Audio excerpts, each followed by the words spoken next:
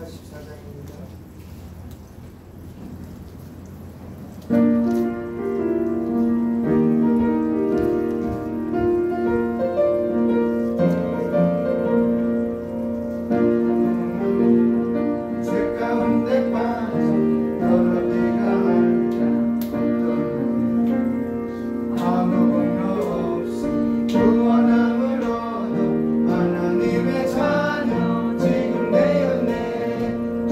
Yes.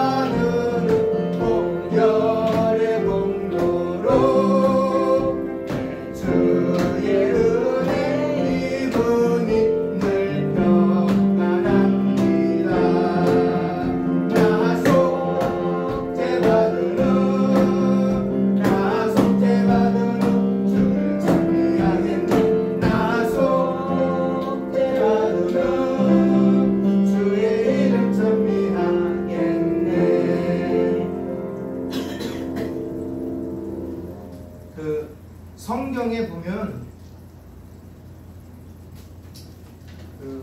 예수 그리스도를 영접한 이후의 모습에 대해서 많이 설명을 합니다. 그렇죠. 우리 나사로 알죠? 삭개오. 올리브 나무에 올라갔다가 예수 그리스도를 만난 인물 삭개오. 그렇죠. 삭개오의 변화된 모습은 뭐예요? 결단했잖아요. 내가 잘못한 것이 있다면 4배나 갚겠습니다. 그럼 뭐예요? 전세산을 다 쓴다는 거예요. 그래도 내가 당신 만나는 거에 대해서 후회하지 않는 거예요. 왜? 후회하지 않는 이유는 마가복음에 나와 있어요. 왜냐하면 마가복음은 후회할 장소가 어떠냐면 구더기가 죽지 않는데요. 불이 꺼지지 않는데요. 생각해보세요. 구더기가 죽잖아요. 태어나면 죽잖아요. 근데 구더기가 안 죽는데, 모세를 만났던 떨기나무처럼 불이 꺼지지 않는데요. 그런 고통과 흑암과 괴로움의 장소로 표현해주고 있어요. 그 장소에 갈 바야 내 모든 거 다 결단하고 아무것도 없어도 좋으니 난 당신이 있으면 좋습니다 라고 고백하는 거예요. 누가? 삭개오가. 바울도 그렇게 고백했잖아요. 그렇죠? 우리 빌립보서 3장 읽어보면, 그렇죠? 자기는 정말 고상한 분을 만났다. 그게 예수 그리스도다. 그래서 먹든지 마시든지 나는 그분을 위해서만 살겠다라고 고백했잖아요. 그래서 우리들이 태어난 시기에 신학 공부하신 분, 앞뒤로 말고 앞으로 한 4, 5년까지도 공부하신 분들은 가난하게 사는 게 목사로서의 모습이라고 그랬어요. 목사는 그러니까 하루 세 끼는 먹는데 화려하게 사는 거를 목사라고 얘기하지 않았어요. 그거는 사꾼이라고 얘기했어요. 근데 오늘날 교회 안에 세상적인 풍조가 들어와서 목사도 잘 살아야 되는데, 응? 그래서 그러니까 우리가 배운 게 틀린 거예요. 그들의 이야기를 들어보면 우리가 배운 게 틀린 거야. 그래서 요즘에 많이 혼란스러워요. 사실 이게 지금 잘못하고 있는 건지. 옛날 같았으면 부끄럽게 여기지 않았거든요. 가난은 당연히 목회자가 가난한 건데, 주시는 거면 먹는 건데, 교회에서 나오는 거면 먹는 건데, 나오는 게 많을 때도 있고 적을 때도 있고 아니 없을 때도 있는데, 그런데 오늘날 그렇게 살면은 잘못 믿었다고 얘기해요. 그러니까 지질이 궁상맞게 살면 다 예수 잘못 믿었다고 얘기를 해요. 그게 어디에 근거를 해서 얘기하는 건지 난 사실 모르겠어요. 다 성경이라고 얘기하니까. 그러니까 우리가 지금 찬송도 불렀지만 속죄함을 받은 후의 삶이 정말 청빈, 그 다음에 청렴, 그런 것들이 우리 한자로 본다면 꼭 묻어져 있어야 돼요. 그래서 우리 중세의 사막에서 교부 생활하시던 분들의 삶을 보면은 참 대단한 분들이에요. 우리나라도 있어요. 그런 교부들의 삶을 산 사람. 얼마 전에 다큐멘터리로도 나왔어요.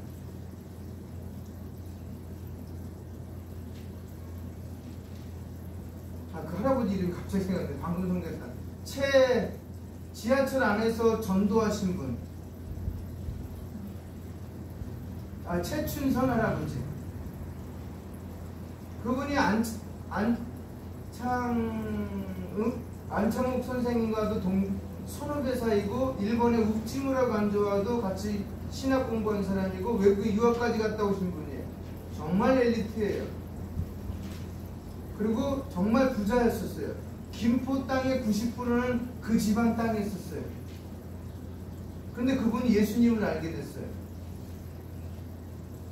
그리고 나서 그 김포 지역에 사는 사람들이, 가난한 사람들이 그 옛날에 저 땅 좀 붙여주시면 안 되겠습니까? 먹고 사는데 직장이 있으니까. 네, 그래 가져. 그래서 문서 하나 써주고. 지금 그분이 돌아가실 때 남는 건 자녀들은 남겨주는 것도 없지만 남은 건 빌라 한 채야. 조금 15평짜리인가? 조금 그거보다 크구나. 2층에 빌라 그거 한 채만 하고 나머지 그 넓은 김포의 땅이 다 나눠줬어요. 그분의 재산이. 근데 그 초대교회 지나고 중세 들어가기 전에 조금 전에 사마교부가 나와요. 왜냐면은 교회가 타락을 하거든요. 313년 이후에 교회가 타락을 해요. 그래서 어떻게 하면 정말 몸부림치면서 살까라고 생각해서 그분들이 어디 들어가면 사막에 들어가서 살기 시작해요. 그래서 사막교부라고 그래요. 그분들은. 근데 이제 자기 있는 모든 재산은 청산하고 들어가는 거예요. 오늘날 교회들이, 제가 잠깐 강조하자면 교회들이 그런 모습이 있어야 되는데 그런 모습이 없어. 오히려 더 많이 가지려고 그래 교회가. 그러니까 교회의 본 목적을 잊어버리는 거예요. 이번에 총회에서 그 공청회 할 때 이제 거기도 이제 고신도 연금을 들어요. 목회자 연금이 따로 있어요. 우리는 국민연금 들고 있지만 거기는 이제 목회자 연금이 따로 있어요. 국민연금을 들든지 목회자 연금 둘 중에 하나 들어야 돼요. 그러면 이제 우리는 지금 계속 들고 있으니까 노회와 총회에서 나려오는 돈으로 이제 부부가 같이 들고 있지만 거기도 그래요. 거기도 못 드는 이유 중에 하나가 교회에 부채가 많으면 안 된다는 거예요. 부채가 많으면 유지재단에 못 들어가요. 그런 조건들이 몇 가지 있더라고요.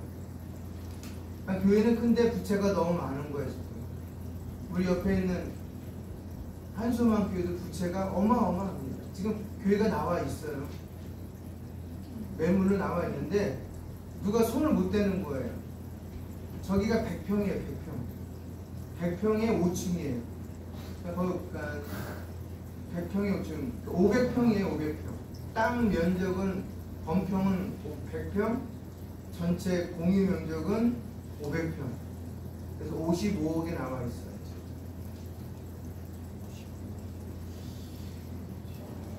그래서 아마 거기서 기도 많이 하실 거예요, 목사님.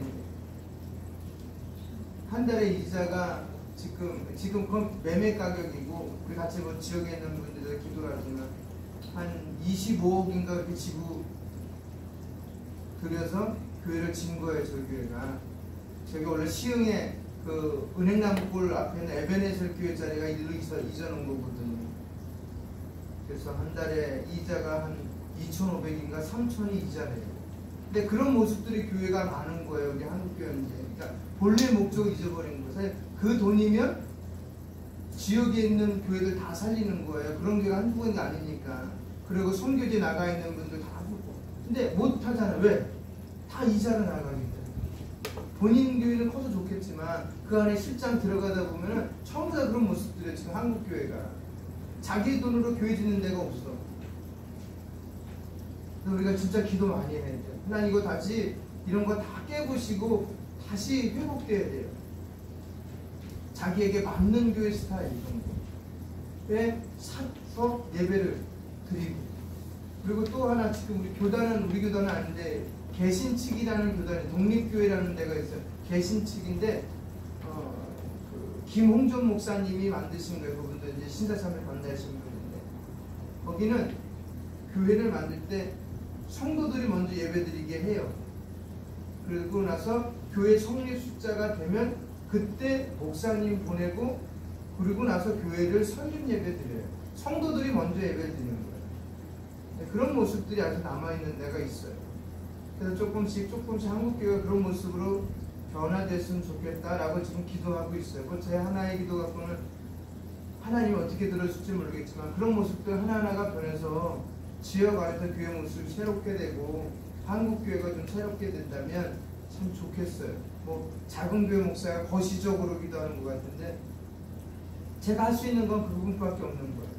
우리 교회도 마찬가지. 교회 성장해달라고 기도하는 것 중에 하나가 나 잘 먹고 잘 살려고 하는 것이 아니라 지역에 있는 작은 교회들 같이 협력해서 아름다운 하나님 나라를 만들어 가자고 기도하는 거예요.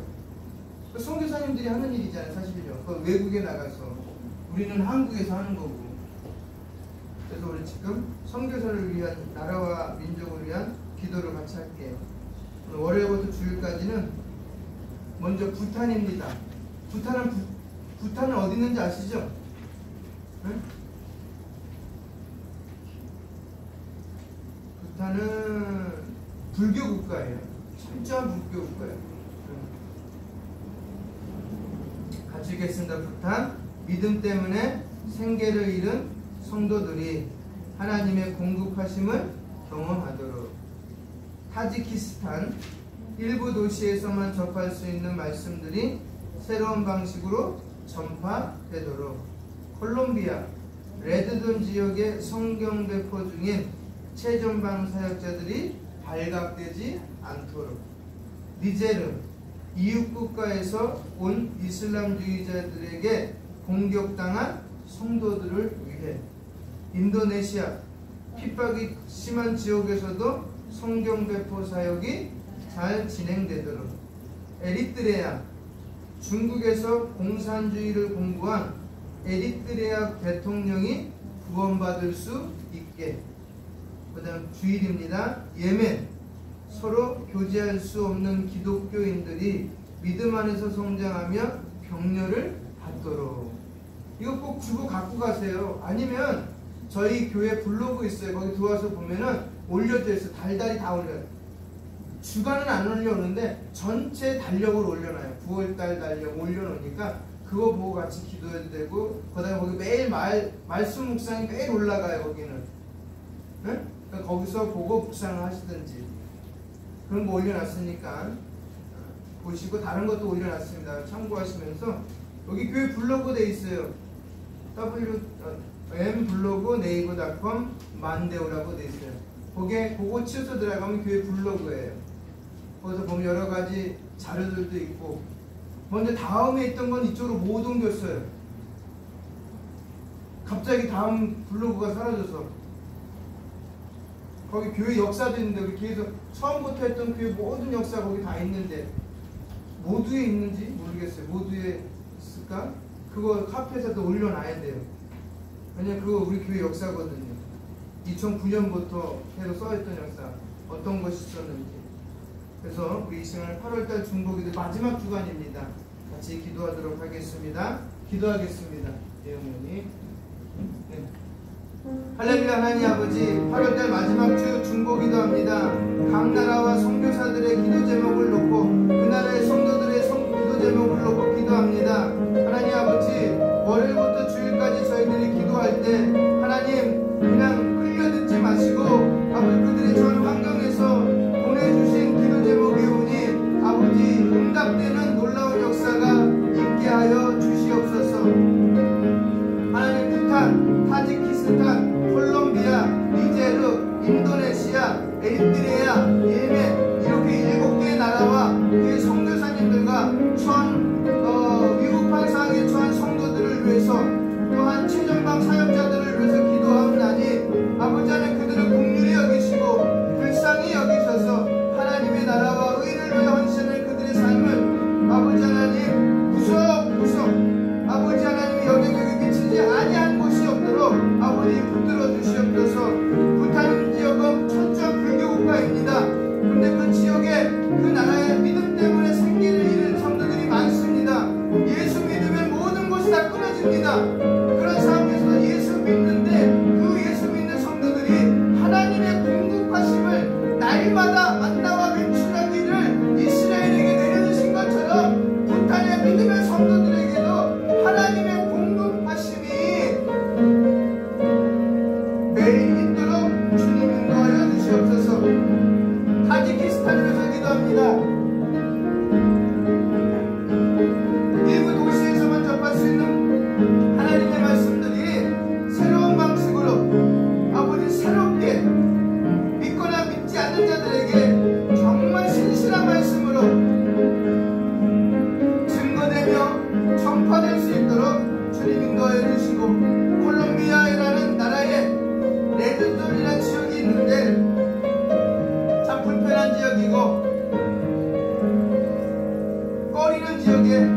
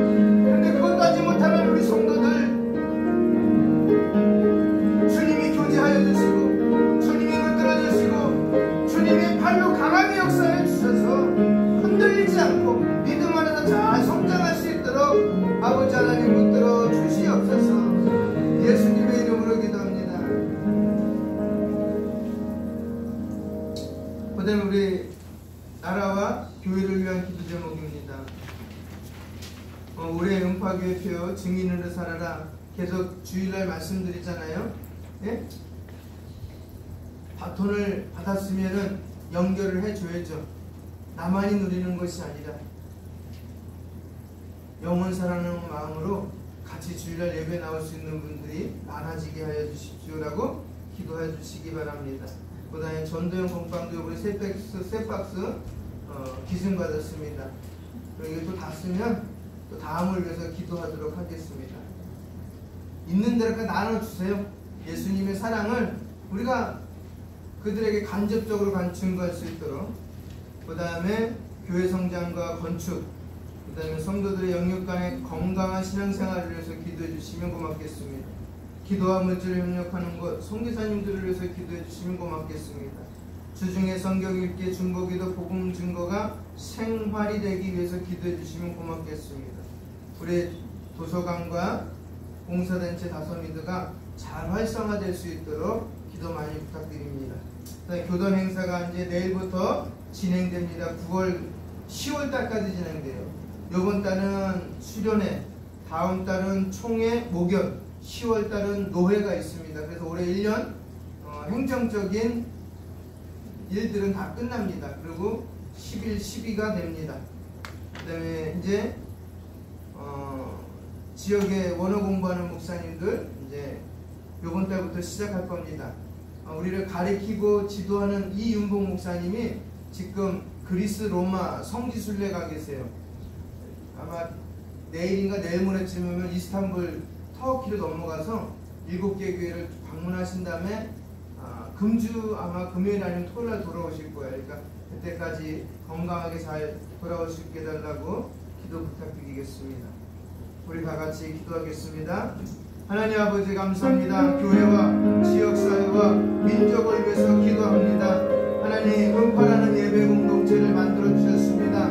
이 모양 저 모양으로 지금까지 왔는데 아버지 하나님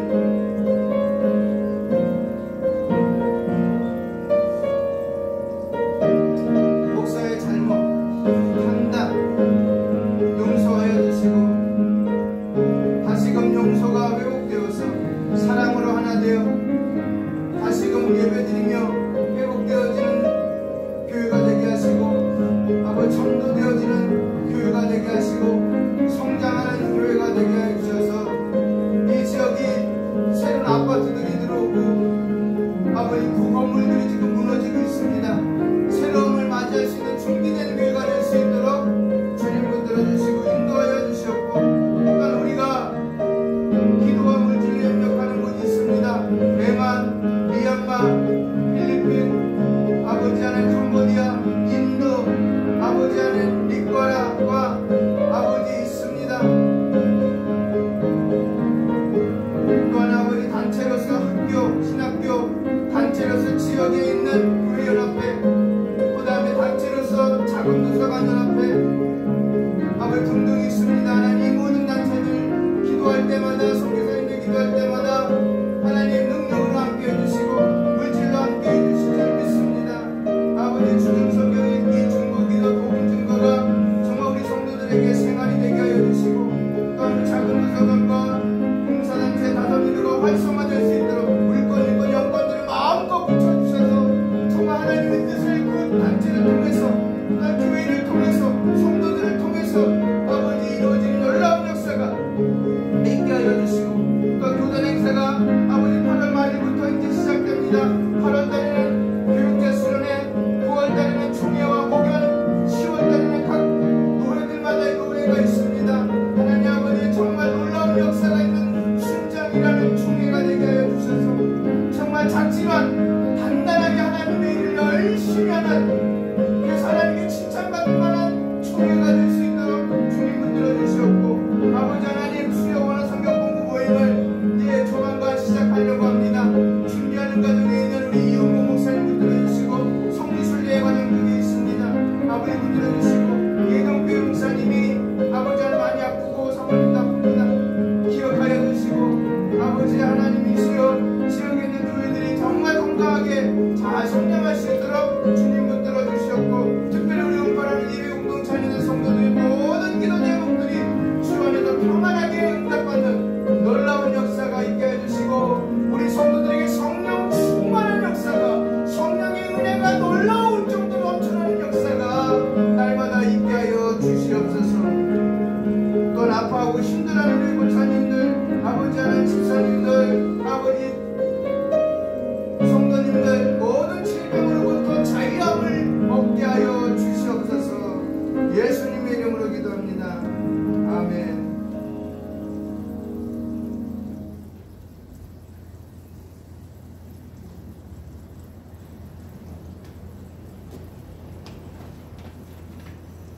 네, 이제 시작하겠습니다. 오늘 26번째 26주입니다. 아이들벨 26주.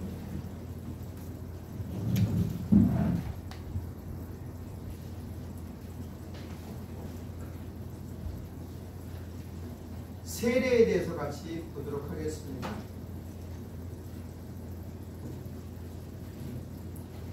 세례 69문부터 읽겠습니다. 제가 먼저 하나님 말씀 같이 읽겠습니다. 로마서 6장입니다. 로마서 6장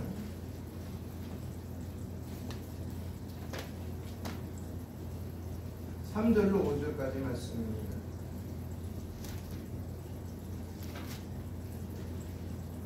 절로 5절까지의 말씀.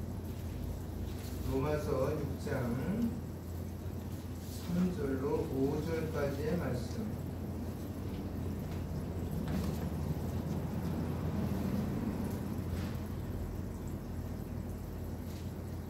같이 읽겠습니다. 시작. 무릇 그리스도 예수와 합하여 세례를 받은 우리는 그의 죽으심과 합하여 세례를 받은 줄 알지 못합니다.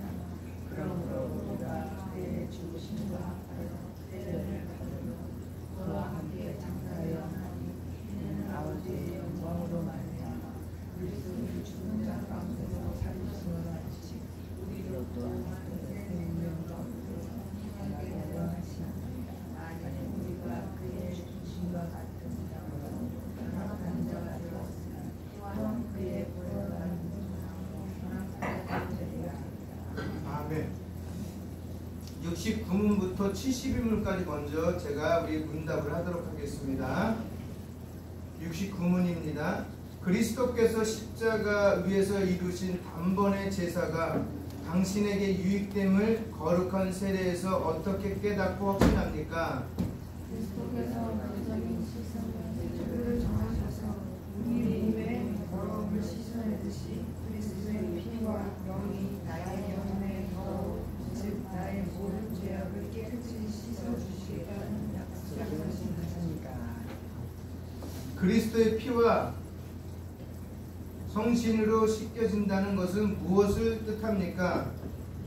그리스도의 피와 피로 씻음을 받는 것은 그리스도께서 십자가의 희생으로 우리를 위하여 흘리신 피로 말미암아 하나님께서 그대로 우리의 죄를 전하셨다는 뜻입니다. 그리스도의 영으로 씻음을 받았다는 것은 성령께서 우리를 거듭나게 하시고 그리스도의 십자가로 성화시키시고 점차 죄에 대하여 주시고 거룩하고 의로운 삶을 살도록 하신다는 뜻입니다. 마지막 71문입니다.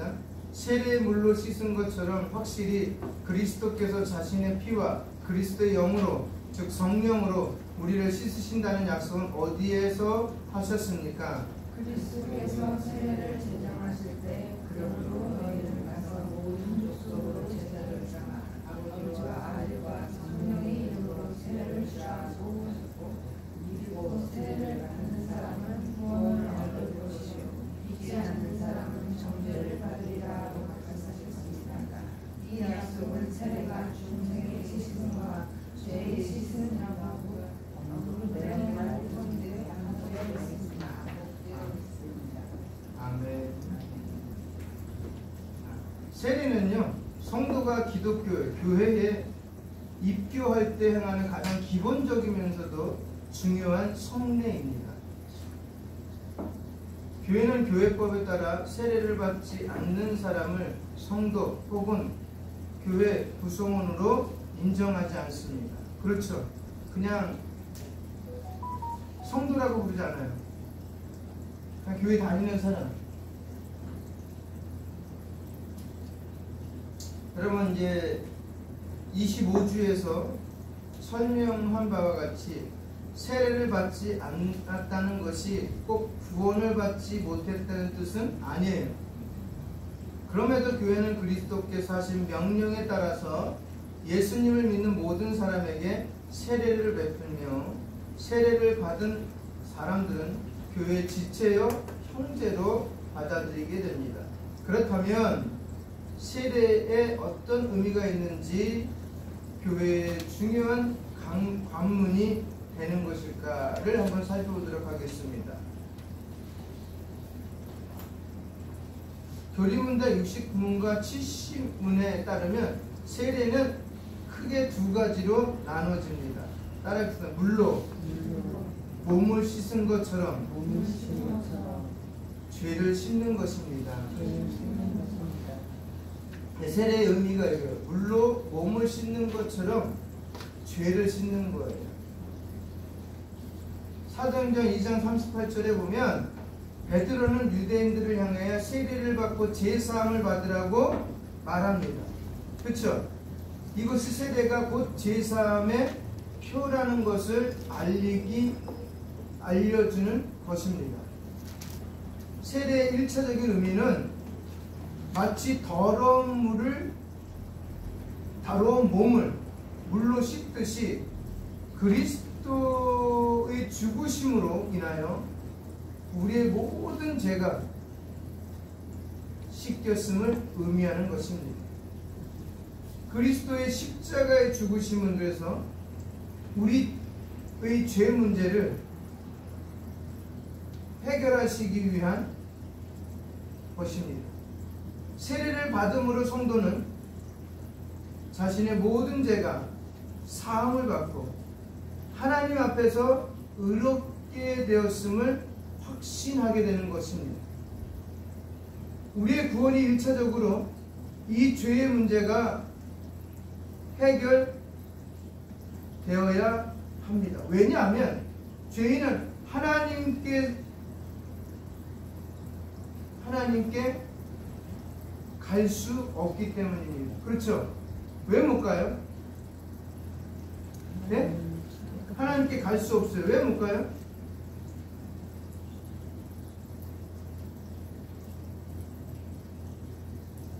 왜 못 가요?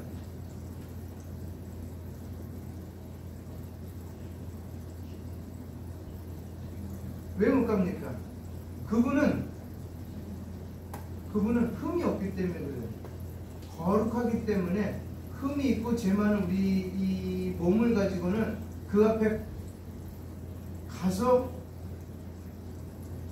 영원히 살 수 있는 육체는 하나도 없어요.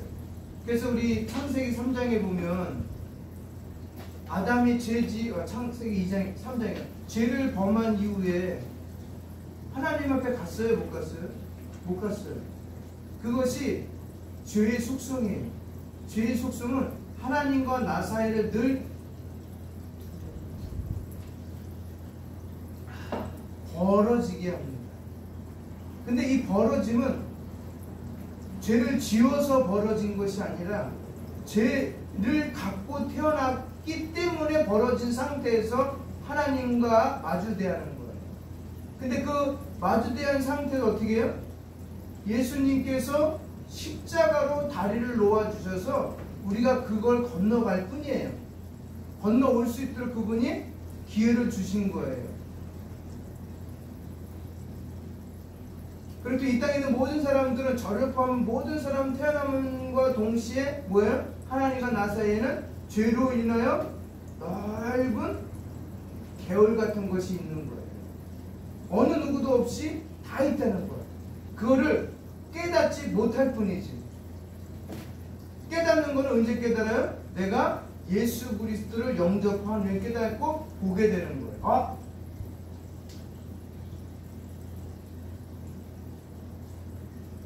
그래서 그분은 무한히 의로우시사 죄를 미워하는 분이에요. 그러기에 또한 가까이 갈 수가 없어요. 그러나 사람들은 스스로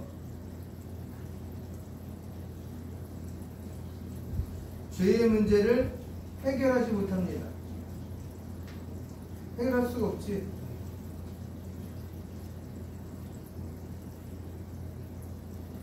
구수인이 그 피부를 하얗게 할 수 없고 표범이 자기 몸의 반점을 없애지 못하는 것 같습니다. 예레미야 13장에 보면 나와 있습니다. 아주 예를 잘 듣고 있습니다. 그래서 세상의 다른 모든 종교 그러므로 스스로 깨끗해지고 거룩해지라고 얘기합니다. 스스로. 근데 우리는 우리에게 그런 얘기 안 해요. 여러분 스스로가 깨끗해지시라고 말 안 해요. 여러분은 성령 하나님에 의하여 깨끗해집니다라고 해요. 그분의 도움을 받아서 예수 그리스도를 시인하게 됩니다. 세례를 받게 됩니다. 라고 말을 해요.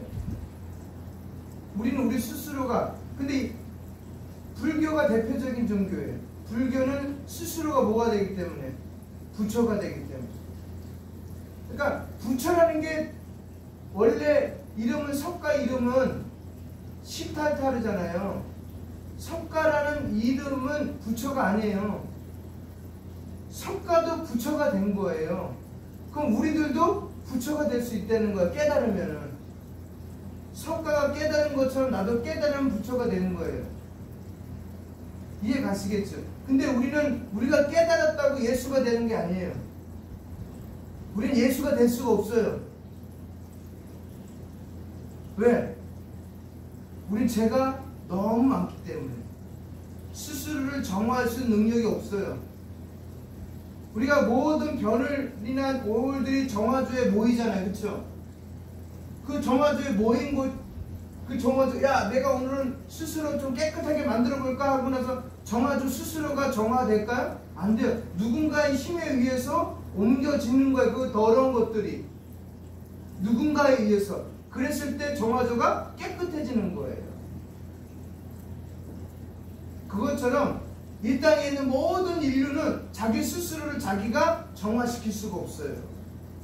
나 거짓말 한 번도 안 했어요. 그 자체가 거짓말이에요. 난 누구 한 번 욕한 적이 없어. 미워한 적이 없어. 그 자체가 거짓말이에요. 근데 그렇게 살아가고 있어요. 왜? 자기가 상대적으로 봤을 때 A라는 사람보다 내가 조금 낫다고 여길 뿐이에요. 근데 속뚜껑을 열고 보면 돛진 개찐이에요. 그래서 예레미야가 표현하셨어요. 구수인이 그 피부를 하얗게 할 수 있는 것 없는 것 같고 표범이 자기 몸의 반점을 없애지 못하는 것이 누구다? 우리예요. 우리. 세상의 다른 종교는 스스로 깨끗해지라 그래서 그리고 거룩해지라고 얘기합니다. 그래야만 그들이 섬기는 신의 사랑과 도움을 받을 수 있다고 가르칩니다. 그래서 고해를 하고 속세를 떠나서 어디 가는 거예요? 산으로 들어갑니다. 모든 이 죄 혹은 번뇌를 해결하기 위한 것입니다. 그러나 성공할 수 없습니다. 왜냐하면 죄는 하나님을 떠난 것이고 하나님을 떠남으로 생긴 부패이며 생명과 의의 근원이신 하나님을 떠나서는 아무도 생명과 의를 만들어낼 수 없기 때문입니다. 아무도 하나님 앞에 스스로 정결할 수 없습니다. 그렇기에 하나님은 사람을 구원하기 위해 그리고 또 이 죄의 문제를 해결하기 위해 자신이 직접 뛰어든 거예요. 그 아들의 고난과 죽음을 통해 우리에게 죄사함을 주십니다. 하나님은 세례를 통해서 이 죄사함을 확실하게 하십니다. 아멘입니까? 두 번째는 그리스도와 함께 죽고 사는 것이 세례가 가지고 있는 큰 두 번째예요. 아까 우리 6장 3절 5절 읽으셨죠? 읽으셨어요? 분명히 읽으셨죠? 대답을 하셔야지 제가.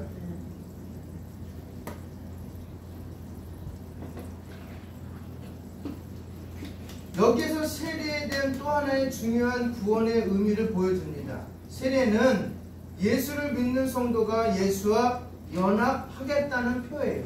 연합이 뭐예요? 연합이 뭐예요? 하나 됐다는 거잖아요. 그렇죠? 하나가 되겠다는 거야. 하나. 예수님과 내가 하나가 되겠다는 거예요. 그러면서 이제 삶의 방향은 누구에게 맞춘다는 거예요? 예수님. 그러니까 아는 거로 끝나면 안 되는 거예요. 그런데 이 특별히 이 연합의 의미가 있습니다.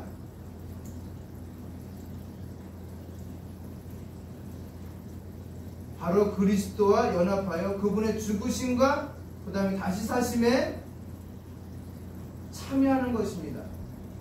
바울사도는 다음과 같이 말합니다. 우리가 그의 죽으심과 합하여 뭐를 받았다고요? 합하여 세례를 받음으로 그와 함께 장사되었나니, 세례는 우리가 예수와 함께 죽었음을 상징합니다. 그리스도께서 죽으신과 같이 우리도 죽었다는 거예요. 그리고 그리스도와 함께 죽었다는 것은 곧 영적인 죽음을 의미합니다. 다시 말해 죄에 대하여 죽는 것입니다. 뭐에 대해서요? 죄에 대해서. 어떤 죄예요? 아담이 저지른 그 죄에 대해서 죽는 거예요. 더 이상 그 원죄에 대해서 누구 하나 따지지 못하게끔 만들어 놓은 거예요. 누가? 예수님이. 우리는 그리스도와 연합하여 그분의 죽으심에 함께 참여합니다. 그것은 우리가 죄에 대해서 죽는 것입니다. 그러므로 우리는 더 이상 죄의 종 노릇하지 않습니다.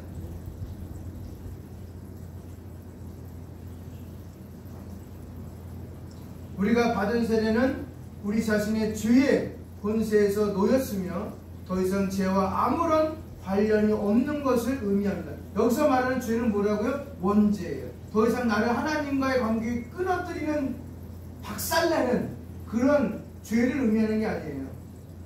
관계를 회복하는 것을 더 이상 끊을 수 없는 그 관계를 말하는 거예요. 그럼 무슨 죄 때문에 우리가 날마다 기도하냐?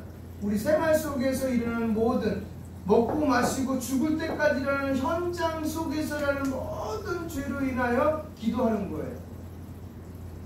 그 기도에는 뭐가 전제하고 하는 거예요? 관계. 아버지와 나의 끈끈한 관계. 설령 내가 그분의 마음을 아프게 할지라도 관계는 끊어진다, 안 끊어진다? 안 끊어진다. 아버지나 어머니가 저거 죽일 놈, 나갈 놈, 살릴 놈 해도 아들과 딸은 관계가 끊어진다, 안 끊어진다? 안 끊어진다.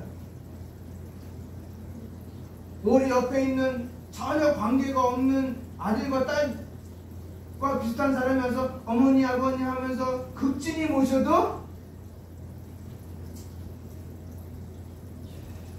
탕자 같은 내 아들과 딸들이 낫다. 고려장을 시켜도 내 아들, 딸을 위해서 변호하는 것이 부모다. 그렇잖아요. 하나님이 그럴 것 같아요. 제가 근래에 들어서 많이 느끼는 게, 하나님인데 이렇게 사는데도 불구하고 이게 변호가 되겠습니까? 라고 말하면 하나님은 안 된다고 얘기해요. 너 죽일 놈 맞아. 그런데 옆에서 예수님이 그러실 것 같아요. 그래, 그래도 돼. 내가 변호하니까. 뭐 그걸 위로받자고 하는 것이 아니라 그런 관계 속에 있다는 게 나에게 너무 큰 위로가 돼요. 누가 그런 위로를 주겠어요? 줄 수 있는 사람이 어딨어? 이 땅에서 위로를. 그러니까 말씀드렸잖아요. 사람에게 위로받으려고 하지 마시고 기도하면서 하나님께 위로받으세요. 그리고 세례는 예수님의 죽으심뿐만 아니라 그분의 다시 사심과 연합한 표입니다.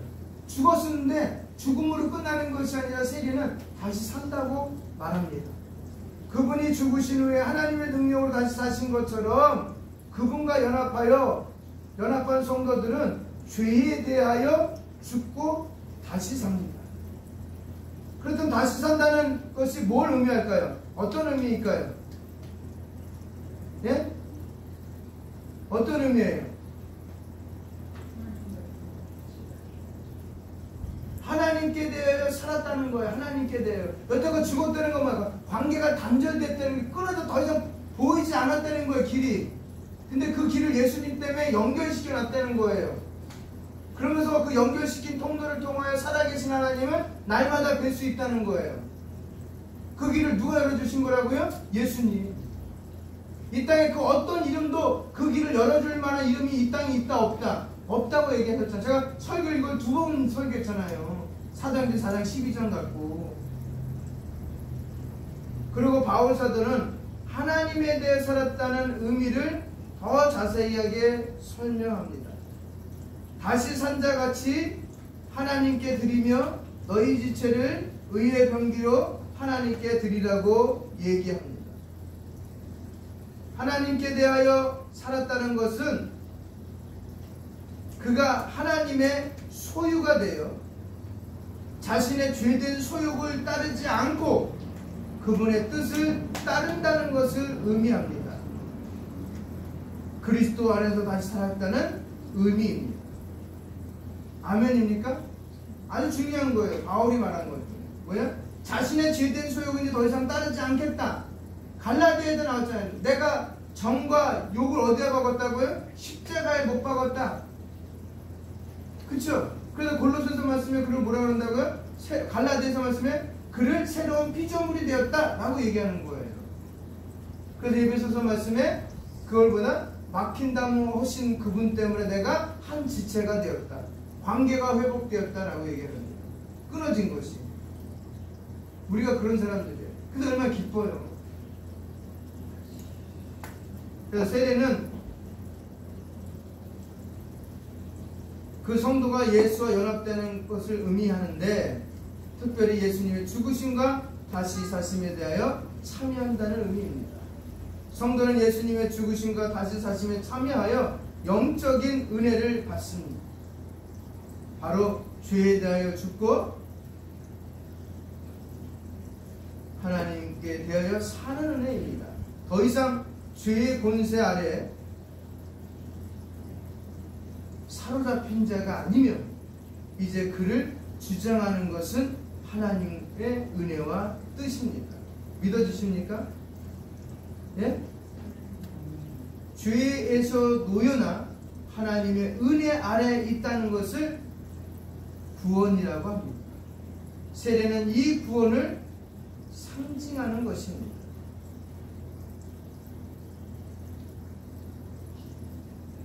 이 세례는 거듭남의 상징이며 성령이 은혜를 베푸사 함께 하시는 성도라고 하는 증표예요. 그게 구원의 증표요, 거듭남의 증표요, 그 다음에 뭐요? 성령으로 하나가 되어 동행한다는 증거입니다. 그래서 세례는 입교의 중요한 의식이라는 거예요. 사실 우리 교회는 세례탕이 없어요. 그죠? 그랬더니 성실례 갔더니 초대교회의 교회 모임은 꼭 세례탕이 있어요. 세례탕이 없는 교회는 물로 가서 했어요.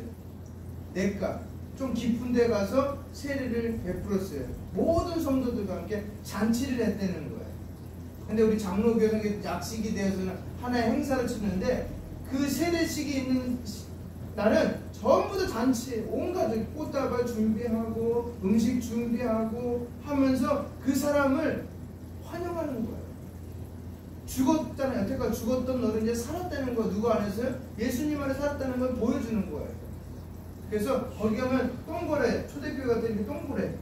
그래서 도화기 모양이고 십자가라고 해도 되고 플러스라 되게 이렇게 돼 있어요. 도화기 모양. 그래서 양옆에 이쪽에 사람이 둘이 있고 가장 가운데가 깊어요. 그래서 이 사람이 이렇게 들어갔다 걸어서 어느 정도 한 몇 초간 있겠죠. 있고 걸어서 다시 나오는 거예요. 누가 나올 때는 들어갈 때 잘 혼자 들어가. 나올 때는요. 옆에 있던 성도가 사도나 직분자들이 데리고 나와요. 이제 교회 공동체는 너 혼자 하는 것이 아니라 그동안 너 혼자 살았지만 이제 누가 같이 산다? 성도들과 함께 산다는 거예요. 교회 지체의 한 부분이 됐다는 거예요. 우리도 교회 있으면 이런 거 하나 만들었으면 좋겠어. 우리 건물이 아니고 못해야 되겠대. 이렇게 가운데 세례탕 만들어 갖고, 그쵸? 장로님 있으면 장로님이랑 안수시사님 이렇게 같이 들어갔다 나왔다 하면서 세례 베풀 때마다 정말 그 사람이 내가 그리스도와 함께 죽었다, 그리스도와 함께 살았다는 것을 간접적으로 체험할 수 있는 그런 공간이 있었으면 대단히 좋겠습니다.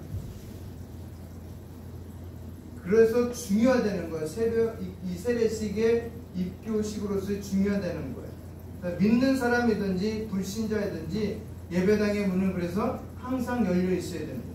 누구든지 예배당 안에 들어와서 주일 예배 혹은 행사에 참여할 수 있습니다.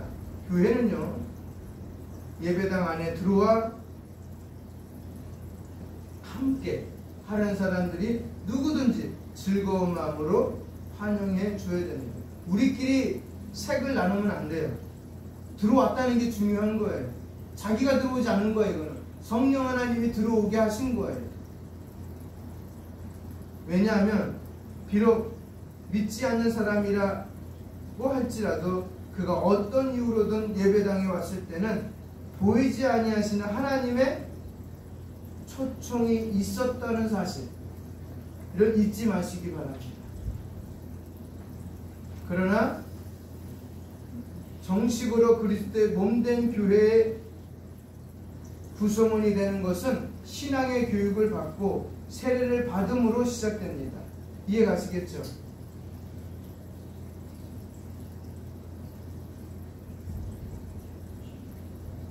세례는 이제 이 사람이 거듭난 하나님의 백성이라는 표현이에요. 그럼 정체성이 바뀌었을까요? 안 바뀌었을까요? 바뀌었다는 거예요. 세례를 받은 사람은 교회에 뭐가 되는 거예요? 이제 구성원이 되는 거예요. 그래서 자신의 은사에 따라 각종 봉사를 하고 또한 그리스도와 공동체를 어떻게 위하여 함께 저어나가는 거예요. 지어져 가는 거예요. 만들어 가는 거예요. 이것을 위해 반드시 세례라는 관문을 거쳐야 합니다. 어떤 분들은 이에 대하여 의아함을 가질 수 있습니다. 교회는 사랑으로 뭉친 곳인데 왜 꼭 세례를 받은 사람에게만 봉사하는 것이 허락되었는가 하는 거죠. 왜냐하면 교회는 근본적으로 그리스도의 몸, 즉 그분을 주로 섬기는 자들이 그리스도의 뜻을 따라서 움직이고 살아가는 곳이기 때문입니다. 교회는 단순히 봉사를 나누는 곳이 아니라 그리스도의 뭐예요? 뜻에 따라 그분의 생명을 나누는 곳이기 때문입니다. 그런데 아직 그리스도를 주님으로 인정하지도 않고 그분께 접붙임을 받지도 않은 사람이 어떻게 그리스도께 복종하며 그리스도의 생명을 나눌 수 있을까요? 교회는 그저 인간관계로 묶일 수 있는 것이 아닙니다. 교회는요, 그러기에 중심은 그리스도이시며 그분의 신앙 고백 위에 세워진 단체입니다. 아멘입니까? 그래서 마태복음 16장 16절로 18절 말씀으로 세워진 곳이 교회예요. 주는 그리스도시요 살아계신 하나님의 아들이십니다. 이런 신앙 고백 터 위에 세워진 것이 뭐다? 교회예요. 근데 이 고백이 없이 봉사한다, 헌신한다, 순종한다 있을 수 없다는 거예요. 이게 일반 단체하고 틀린 거예요. 그러므로 교회에 지체되기 위해서는 교회의 신앙 고백을 배우고 그리스도를 주로 섬기는 믿음이 자라는 것을 확인하는 세례를 거쳐야 하며 스스로 신앙이 있다고 생각된다면 반드시 뭐예요? 세례를 받는 것이 좋습니다. 그래서 왜 교회에서 세례를 받으라는 말을 이제 이해 가시겠죠? 예? 그래서 세례는 그리스도께서 성도를 억압하시기 위한 것이 아니고 사랑하는 백성들에게 유익을 위해 주기 위해 만드신 것입니다. 세례식을 통하여 세례를 받은 개인이 신앙적으로 확고해질 뿐만 아니라 세례를 받은 성도들 모든 교회 성도들이 그리스도 안에서 함께 받고 새 생명의 탄생을 뭐 해야 된다가 아까 말씀드린 것처럼 축하하는 공동체의 축제가 되어야 돼요. 앞으로는 그렇게 되기를 서로 원합니다. 이런 세례의 뜻을 세례받는 사람과 모든 교회가 함께 이해하며 그 뜻에 동참한다면 세례는 더욱 뜻깊은 의식이 될 것이며 그리스도의 풍성한 은혜가 그 위에 머무를 것입니다. 이것이 세례 69문부터 71문까지 말한 내용을 제가 같이 이야기를 나누고 있습니다.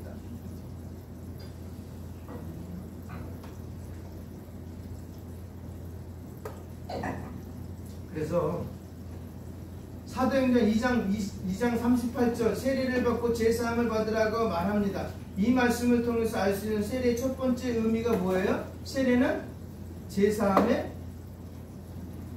표다. 이해 가시겠죠? 그 죄는 어떤 죄라고요? 예수님과 받는 세례를 통해서 원죄를 단절시키는 거다. 그러면서 뭐가요? 하나님과의 관계가 회복되는 것이다. 예수 믿는데 하나님과의 관계가 회복되지 않으면 구원받지 못한 백성이에요. 하나님과의 관계가 회복돼야 돼요. 내 안에 쌓여있던 모든 불평, 불만, 그 다음에 분노 이런 거 다 빨리 하나님 앞에 다 쏟아내야 돼. 있다면 못 때문에 그건 내 입장이야. 하나님의 입장에서 그거 듣지 않아요. 그걸 쏟아내야 들으시는 거예요.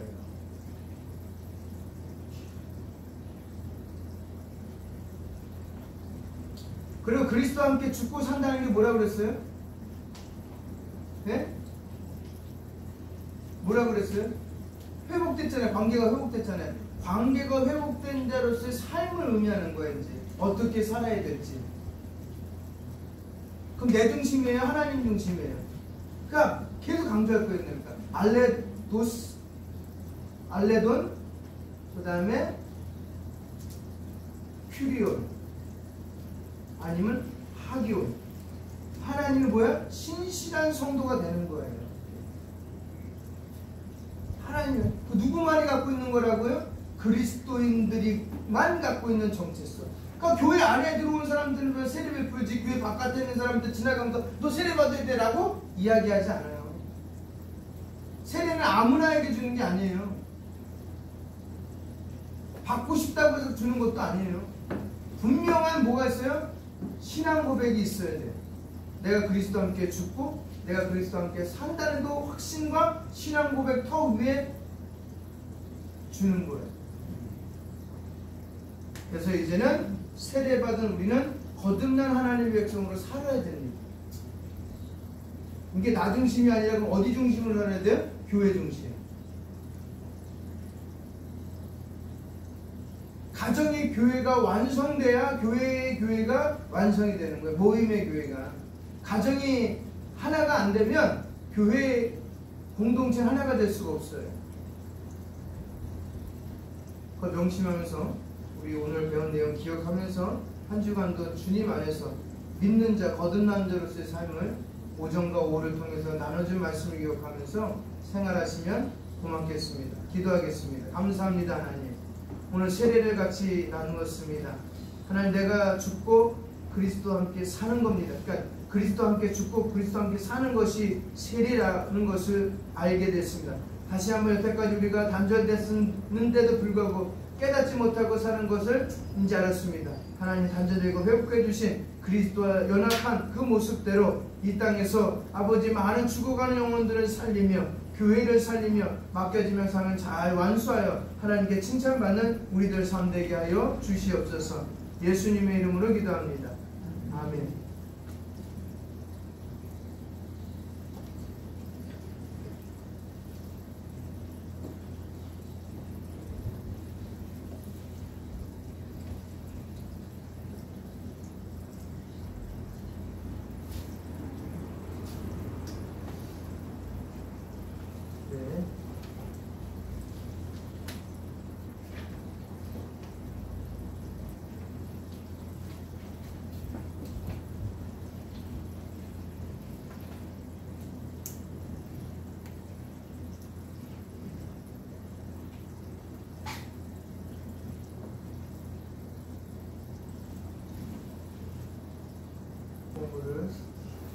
읽도록 하겠습니다.